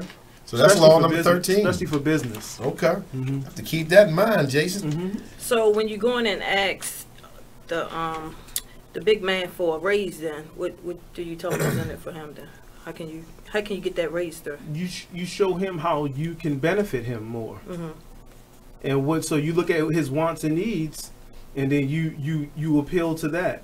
Because if you don't appeal to that, you're just sitting there just talking, and he's going, all right, well, nice to see you. See you next week when you clock in. That's that's all he's gonna do. But you got to appeal to. I took this interview class for when I was last semester, and they were saying like you should always bring notes to an interview if you're not a business owner, you're going for a job, and you should tell them what you can offer them. Yeah. Right, that's point true. Blank Yeah, period. right. And Definitely. she's like, most likely you'll get the It job. shows value in instead yourself. of- It shows value. So Right. that's exactly what Letting you have them to know do. I can bring something to your interview company. question: what can you bring to this company? What can you add to? Yeah, but people don't take it serious enough. They But don't. they really pay attention to that. Right, yeah. So like, if you know your company needs, if you have experience in this particular area and they need help building something new, or they have this weakness, I hate to say, even if you can't do it, just bring it up. Yeah, bring it up. Just bring it up. Just bring bring it up. and act like you That's can. right. Fake it till you make it. And get on a YouTube video and try to learn something. Right. Before you go in on Monday. Okay, so we're going to give someone else a chance with the same trivia question to win a sweatshirt. So anybody that's listening, this is our last show for 2017. So we've already given away one BBD hoodie. So we're going to give you guys a chance to get another one. We're going to give away another one. So we will pose the question once again. The trivia question is, what does Black by Demand stand for? If you have an answer for it, call in 410-702-5657. That's 410-702-5657. And tell us what Black by Demand stands for, and you can win a hoodie. It'd be nice to give away one more. 1 minute. All right, 1 minute. All right, let's do the next one. Law 25. Recreate yourself. I like this one. Do not accept the roles that society foists on you. Recreate yourself by forging a new identity, one that commands attention and never bores the audience. Be the master of your own image rather than letting others define it for you. Incorporate dramatic devices into your public gestures and actions. Your power will be enhanced and your character will be seen larger. So, Law 25, recreate yourself. We're going to discuss that right after this break. We'll be back. Stay tuned. Black by Demand Radio Show. Hey, there's my son. You've been in your room all morning. Hey, Dad. Matt, what's wrong with your voice? There is nothing wrong with my voice. Oh, well, it's just sort of. I have been playing my video games and electronic games for so many hours. Uh-huh. Well, it sounds like it might be time for you to take a break, or... Hello, Dad. Susan? I have been watching TV and text messaging all morning. Yay, electronics. Yay, yay, yay. Guys, I think it's about time to get in the car and take a little trip. Maybe see some trees, some green things. What are these green things you speak of? This weekend, unplug. Take your family to the forest. There's nothing in the world like experiencing nature firsthand. Trees, paths, bluebirds, streams. Getting closer to nature can get you closer to your family. To find the forest nearest you, go to discovertheforest.org. Brought to you by the U.S. Forest Service and the Ad Council. Get out to the forest and discover the wonders of nature with your family, just like Blue, Jewel, and the whole Rio flock. Let the kids connect to their roots. It's going to be so much fun. Yeah! Woo-hoo! Let's rock this jungle. Fresh air. What a glorious morning. Clean water. Woohoo! This is great. And endless surprises. Yo, this is untapped territory. How amazing. Visit discovertheforest.org. Brought to you by the U.S. Forest Service and the Ad Council. So when you get to the corner of Smith and Orchard, you're going to want to take a left. You are not going to Then what you're going to do is turn onto Marcy Avenue. just broke up And go past the first apparently 3 she's lights happy and then about take it. the next left. I don't really then drive think 5 she's more happy, blocks but and you should be who there. am I to judge, right? Park on the Anyway, right. That's I'll what see I you heard later last tonight. night. It's hard to concentrate on 2 things at once, like texting and driving. Stop the text, stop the wrecks. How will you stop texting and driving? Tell us at stoptextstopwrecks.org. Brought to you by the National Highway Traffic Safety Administration and the Ad Council. This message is for all of you sitting in the passenger seat. And apologies if it gets a little uncomfortable. But how does it feel to be at the mercy of someone who thinks a random text is more important than your life? Someone who takes their eyes off the road while speeding along in a 3-ton hunk of steel. Freaky, right? Well, why not just ask them to stop? Or better yet, volunteer to text for them. It might be a little awkward, but believe me, you'll live. Learn more at stoptextstopwrecks.org. Brought to you by the Ad Council and the National Highway Traffic Safety Administration. Green light. Hey girl, school zone. I'm getting hungry. Car changing lanes. You want to meet me for pizza? Stop sign. Intersection clear. You are listening to BeExposedRadio.com.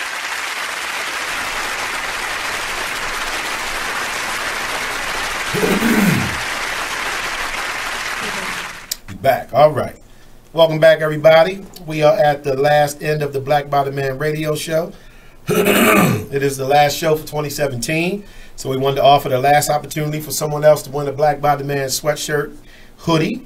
So the question is, what does Black Bottom Man stand for? If you feel you have an answer to that, call in 410-702-5657. That's 410-702-5657. The question on the floor, what does Black Bottom Man stand for? All right, so we was at Law 25, which is recreate yourself. How do you guys feel about recreating yourself? We'll just run through these last couple. Yay or nay? Yeah. Yay? All right. Law 30. Make your accomplishments seem effortless. I'll read this one. Your actions must seem natural and excited with ease. All the toil and practice that go into them and all of the clever tricks must be concealed. When you act, act effortlessly, as if you could do much more. Avoid the temptation of revealing how hard you work. It only raises questions. Teach no one your tricks or they will be used against you. Ooh. That one's a little, I don't know. That's a little slick right there. You know, it's a little slick one. What y'all think about that one? Why, you gonna stop teaching now? Nah, I'm a teacher. You're a philosopher? Yes. Y'all like that one? Make your accomplishments seem effortless? Yeah. Okay. All right. We cool with that? All right. Law 38. Think as you like, but behave like others.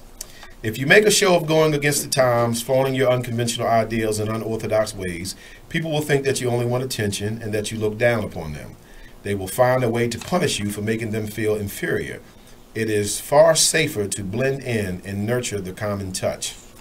Share your originality only with share your originality only with tolerant friends and those who are sure to appreciate your uniqueness. And that is law, what number was that? 38. Think as you like, behave like others. We don't like? Well, I agree. Agree? Jason? I agree, but to a certain, like, if you, like 40, don't be hanging out with 19-year-olds wearing what they wear, looking crazy. Right. You know, so it's still, you got to use your common sense with the rule. Yeah, I've been, excuse me. I've been a victim of this before because I've been around people before and started, like, speaking some knowledge. Didn't go over well. Didn't go over well at all.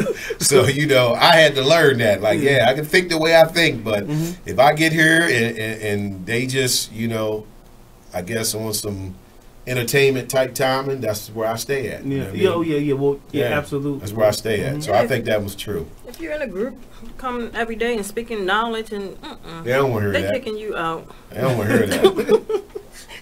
Black people allergic to knowledge. That's another subject. What are you talking about? All right, Law 21. Play a sucker to catch a sucker. Seem dumber than your mark. Okay, that kind of fits that one. Yep. That's just, I ain't even got to say nothing on that. It says no one likes feeling stupider. Is stupider a word? Apparently. That's not a word, is it? He had that in that book, stupider.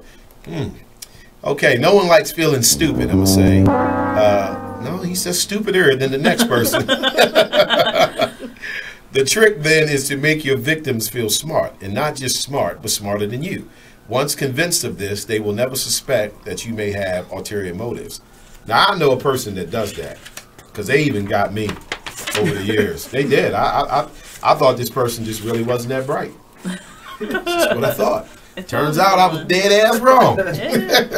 They were so bright that they convinced me that they wasn't bright. So, again, I've never done that, but people do it. People do it. Putting your weakness on display. Yeah. You always should be wary of that. Yeah, right. And I just didn't have that knowledge. You know what I mean? I just thought that person was like, I'm like, nah, man. They not that bright. You know what I mean? And then one day we had a conversation, and the person told me, like, yeah, well, you know, I do that on purpose. I'm like, do what?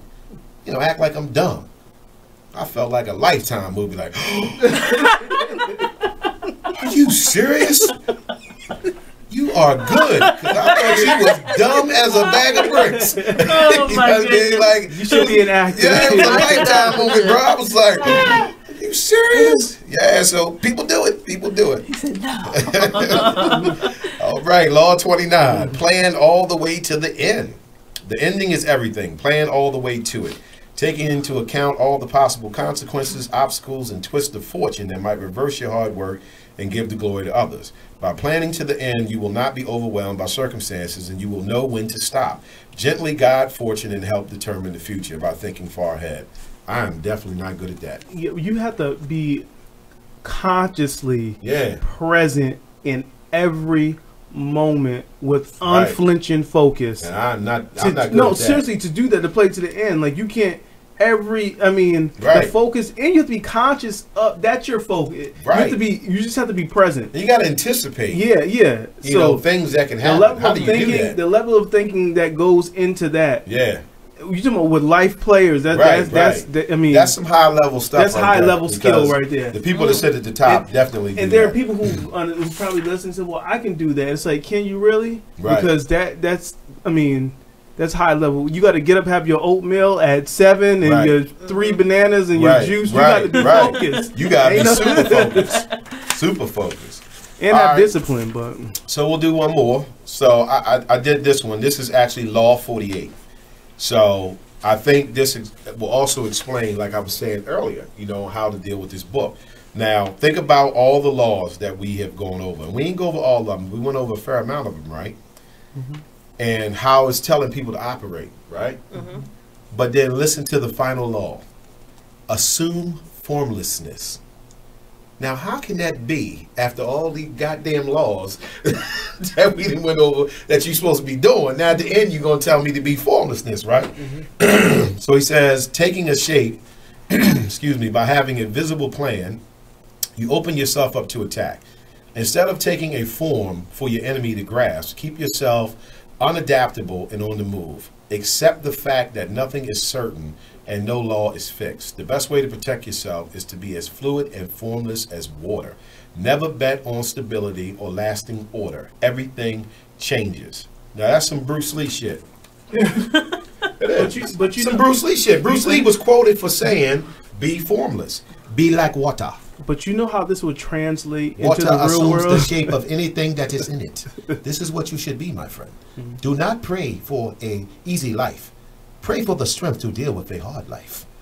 Bruce Lee. That's where he got this from. I'm telling you real stuff. Yeah. Bruce Lee's who brought this forward, bro. The whole formlessness. If you're not good at this, you'll come off if you translate this into reality, you'll come off as wishy-washy. Right. And that you bounce around and just trying to get, like, I would almost say like a user, because you're trying to get stuff, and what are you doing? Your formlessness, right?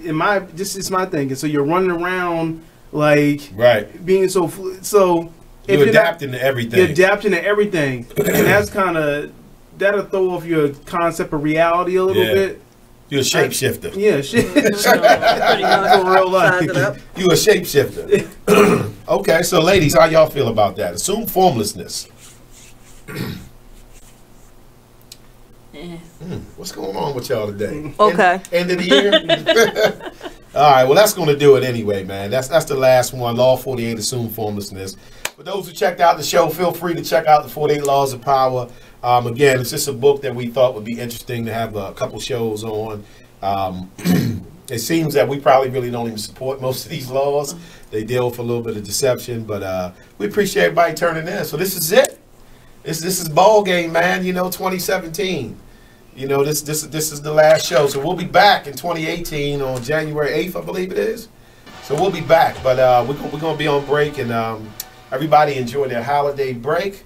We'll be back in January with more of the Black by the Man radio show. I want to thank all my guests, Miss Samantha, Nykole, Dennis. Can you show them the sweatshirt again? Yeah, so that's the BBD sweatshirts, man. Somebody won one of those today. Anybody interested in getting one, email blackbydemand4u@gmail.com. That's blackbydemand, the letter 4, the number 4, the letter U @gmail. So also I want to thank Mr. Jason Gomes. Appreciate you hanging out with us, Jason. You, Mike.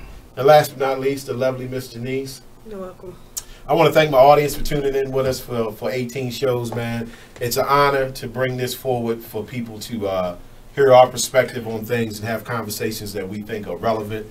And we love that you guys have enjoyed us and give us a few likes here and there. So until next year, I'm your boy, Brother Mike. This is the Black Body Man Radio Show. Everybody enjoy the holiday, and I'll catch you on the flip side. Bye. You already know. Black side. Peace. Bye.